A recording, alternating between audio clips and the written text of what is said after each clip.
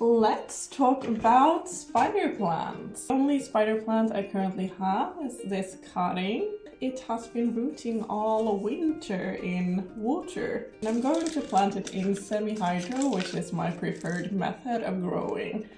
For that, you only need a hydro pot or something. And I also like having a water level indicator like this, because when you put this in a watertight container and you fill it up with water, this indicator will show you how much water there is, so that you don't have to think about when it's time to water.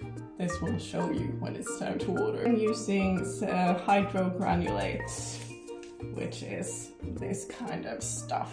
And I just fill up this with a third of this granule stuff, put in the plant, fill it up with stuff.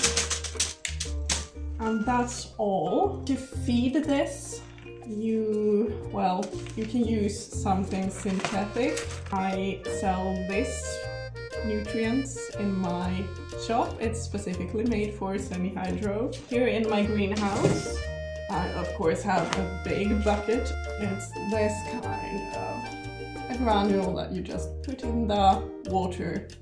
It will slowly dissolve. You only have to put this 2 to 3 times a year. 3 times if you are using a plant light, 2 if you are not. If you don't want to plant your plants in semi-hydro, you can use regular soil for a spider plant.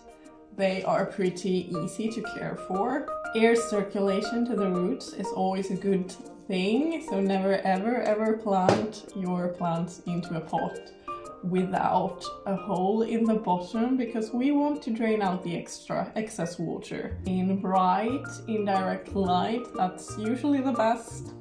This is kind of a hardy plant, so if you are watering correctly, it can take dimly lit circumstances and bright direct sunlight as well, but it will grow the best in bright indirect light. Let the soil, if you're using soil, dry out between waterings. Check by putting in your finger in the soil. If it's moist, do not water.